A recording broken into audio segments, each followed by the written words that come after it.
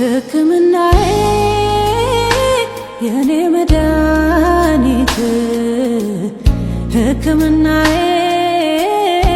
የኔ መድኃኒት ሕክምናዬ የኔ መድኃኒት ሕክምናዬ የኔ መድኃኒት ያየኛል እኮ ልቤ ሲንሸራተት ያየኛል እኮ ሲያቅተኝ ዳገት መውጣት ያየኛል እኮ ሆድ ሲብሰኝ ስሆን ለብቻ ያረገልኛል ሁሉንም ያዘን ዳርቻ ያየኛል እኮ ይሰማኛል እኮ በረ ብስሬ መዳናችን በጸጋ ነው። እውነት ነው። አዎ፣ ግን የዳነውንም እንጠብቀው በእግዚአብሔር ጸጋ ነው። አክሊል የሚያሰጠን ግን በዳንበት መዳን በእግዚአብሔር ፊት ለሄድንበት መታዘዝ የምንታዘዘው በእግዚአብሔርም ጸጋ ቢሆንም ግን እሺ ላልንበት ማለት ያው ታውቃላችሁ መጽሐፍ ቅዱስ ላይ ቶፒክ እሱ ባይሆንም የአክሊል አይነቶች አሉ። ሰዎችን ወደ ጌታ ያመጡ ብዙ ነፍሳትን የማረኩ ሰዎች የሚቀበሉት አክሊል አለ። ሕይወታቸውን ጠብቀው በንጽህና የኖሩ በሕይወታቸው በንጽህና ለኖሩበት መኖር የሚቀበሉት አክሊል አለ። በመከራ በምድር ላይ በሚያልፉት መከራ ታግሰው በመከራቸው ውስጥ ክርስቶስን ያስከበሩ ሰዎች የሚወስዱት የሚሰጣቸው አክሊል አለ። የተለያዩ አክሊሎች አሉና ኢየሱስ ጌታ ነው። በጌታ ፊት ወደ 5 አክሊሎች አሉ ይላሉ የመጽሐፍ ቅዱስ አስተማሪዎች። 5 የሚሆኑ አክሊሎች ቅዱሳን በመጨረሻው ቀን የሚቀበሏቸው አሉ ይላሉና በጌታ በኢየሱስ ክርስቶስ ስም እግዚአብሔር ያለ አክሊል ከመሆን ይጠብቀን፣ ያለ ክብር ከመሆን ይጠብቀን እግዚአብሔር። ምክንያቱም አክሊላችን ክብራችን ስለሆነ ጳውሎስ ቆሮንቶሶችን ሲናገራቸው በጌታ ፊት እናንተ አክሊሎቼ ናችሁ ይላቸዋል።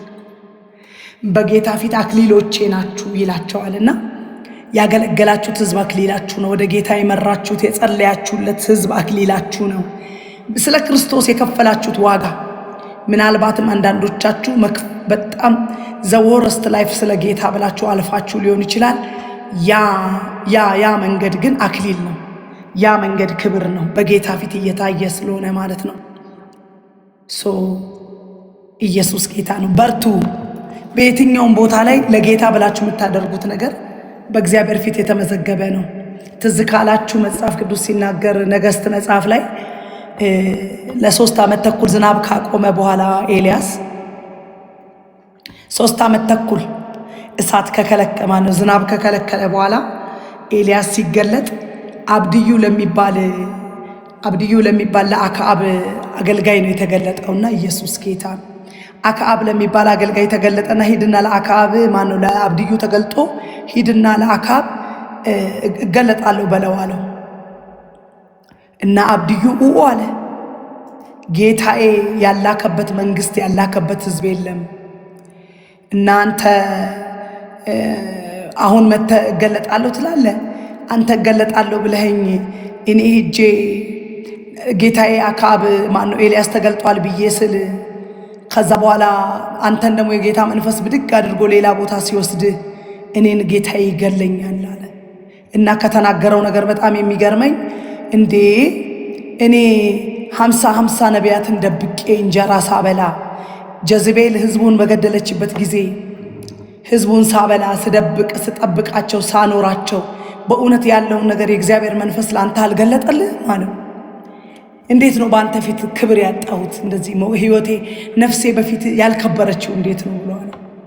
አያችሁ፣ አብድዩ በጓዳ ሲሰራ የነበረውን መልካም ነገር ሲያደርገው የነበረውን ለእግዚአብሔር ኪንግደም ለአብርሃም ለይስሐቅ ለያዕቆብ አምላክ ስም መቀጠል ለአብርሃም ለይስሐቅ ለያዕቆብ አምላክ ዘላለማዊ መሰዊያ መቆም ቀንቶ ነቢያቶችን 50 አድርጎ ዋሻ ውስጥ ሲደብቅ እንጀራና ውሃ ሲሰጣቸው ኤልዛቤል ነቢያትን ባስገደለች ጊዜ እሱ እነዛን ሰዎች ሲደብቅ ኤልያስ ኢቭን ነቢዩ አላየም። ንጉሱ አክዓብ አላየም። ሰማይና ምድር የፈጠረ እግዚአብሔር ግን እያየ ነበር። እና ኤልያስን ወደ ምድር ተገለጥ ሲለው the first person የላከው ወደ አብድዩ ነው። ይሄ በታማኝነት ያገለግል ለነበረው ሰው ነው ይሄ ጃይንት የእግዚአብሔር ሰው መጥቶ የተገለጠለት። እናንተ በእግዚአብሔር ፊት ለምትሄዱበት መንገድ፣ ለምታደርጉት ቅንነትና በእግዚአብሔር ፊት ለምታገለግሉት አገልግሎት ፊት ለፊት የሚከፍላችሁ እግዚአብሔር ነው። ሰው ባያስተውል አንዳንድ ጊዜ ለአክሊል ስንሰራ፣ ለእግዚአብሔር መንግስት ስንሰራ ምናልባት አክኖሌጅ ላንደረግ እንችላለን፣ ወይም ደግሞ ፊት ለፊት ትራምፒል አናነሳ እንችላለን። ታውቃላችሁ ብዙ ጊዜ የሰውነት አካል ላይ ይሄ ለአንድ ሰው መሴጅ ስለሆነ ነው የምናገረው። this is not my topic። አሁን የምናገርበት ቶፒክ አይደለም፣ ለሆነ ሰው ግን መልእክት ነው። አንዳንድ ጊዜ ግን ሰውነታችን ላይ አይን እያየ ጆሮ እየሰማ አፍ እየለፈለፈ ፊት ለፊት ላይ ይኖራሉ። ለአፍ መናገር፣ ለጆሮ መስማት፣ ለአይን ማየት፣ ለእግር መንቀሳቀስ ግን እነ ኩላሊት ወሳኝ ናቸው። አይታዩም የት ጋር እንዳሉ። እነ ነጭ ደም ሴል፣ ቀይ ደም ሴል የት ጋር እንዳሉ አይታወቁም፣ ግን ለመኖራችን ዋና ነገር ናቸው። ጉበት ሳይለንት ኪለር ይባላል። ጉበት ጸጥ ብሎ ነው የሚገለው ይባላል። ለመኖራችን ዋና ነገር ነው። ልብ ጸጥ አለች ማለት ሰውየው ጸጥ አለ ማለት ነው። ልብ ግን ፊት ለፊት ላይ ስትናገር ፑልፒት ላይ ቆማ ወይም ደግሞ ዋንጫ ሲሰጥ ላታነሳ ትችላለች። አያችሁ፣ ስንኖር ምድር ላይ እንደዚህ ልንሆን እንችላለን። አንዳንዶቻችን እንደ ጀርባ አጥንት ሆነን የምንቆም፣ በጸሎት የምንቆም፣ በማማከር የምንቆም፣ በሰዎች ክፍተት በመቆም በመግባት የምንቆም፣ አይዲያ በማቀበል የምንቆም፣ በዚች ብንሄድ ምን ይመስላችኋል በማለት የምንቆም፣ ነገር ግን ፊት ለፊት ላይ ላንታይ እንችል ይሆናል። እንደዚህ አይነት ሰዎች ካላችሁ እመኑ፣ ያ አክሊላችሁ ነው፣ ያ መክሊታችሁ ነው፣ ያ በእግዚአብሔር ፊት የሚያሸልማችሁ። እግዚአብሔር በክብር በክርስቶስ ኢየሱስ ሲገለጥ ሃይ ፋይፍ ብሎ እንካ ይህን አድርገሃል አንተ የጌታ ባሪያ፣ በጥቂቱ ታምናሃልና በብዙ ደስታ ግባ፣ ወደ ጌታ ደስታ ግባ ብሎ የሚልበት ትልቅ አክሊላችሁ ነው። ስለዚህ ትልልቅ የእግዚአብሔር ነገር የምትሰሩ ከጀርባ ያላችሁ ሰዎች ኪፕ ጎይንግ ልላችሁ ፈልጋለሁ። መንፈስ ይህንን እያለኝ ስለሆነ ኪፕ ጎይንግ። አክሊላችሁ እሱ ነው። አክሊላችሁ እሱ ነው። ኤልያስን እንጀራ ለመገበችው ሴትዮ አክሊሏ ያችን እንጀራ መስጠቷ ነው። ለውሶኤቨር በመንገዳቸው ላይ ደግሞ ለኤልሳ ደግሞ ከመጣችው 12 ጥማድ በሬ ማረዱ ነው ለሱ አክሊሉ።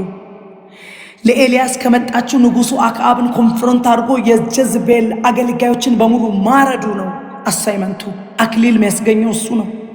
ለአብርሃም ከመጣችው የአሕዛብ ሁሉ አባት ተብሎ ታምኖ መቆሙ፣ በ100 ዓመት ያገኘውን ልጁን ሳይራራ በእግዚአብሔር ፊት ሊያርድ ይዞ መሄዱ፣ አምኖ መቆሙ ለአብርሃም አክሊሉ እሱ ነው።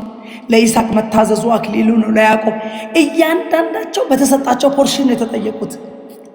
ዛሬም ቤተ ክርስቲያን፣ ዛሬም ወንዶችና ሴቶች የእግዚአብሔር ልጆች አክሊላችሁ እግዚአብሔር እናንተን አሳይን ባደረገበት ቦታ፣ እግዚአብሔር አንቺን ባስቀመጠበት ቦታ የተሰጠሽን መክሊት የተሰጠሽን አክሊል መነገድሽ እሱ ነው። ትርፍሽ እሱ ነው። ክብርሽ እሱ ነው። ክብርህ ኢየሱስ ክርስቶስ ጌታ። ስለዚህ አክሊላችሁ ላይ ለማትረፍ ስሩ ልላችሁ ፈልጋለሁ። ሃሌሉያ! ክብር ለኢየሱስ ይሁን። አንዳንድ ጊዜ እግዚአብሔር እንግዲህ ሰዎችን የሆነ ነገር ለመናገር ሲፈልግ፣ የሆነ ነገራቸውን ብድግ ለማድረግ ሲፈልግ እንዲህ አይነት ትንቢታዊ መሴጆች ይመጣሉ። ሲመጡ ማስተናገድ ብልህነት ነው። ኢየሱስ ጌታ። ዛሬ እንግዲህ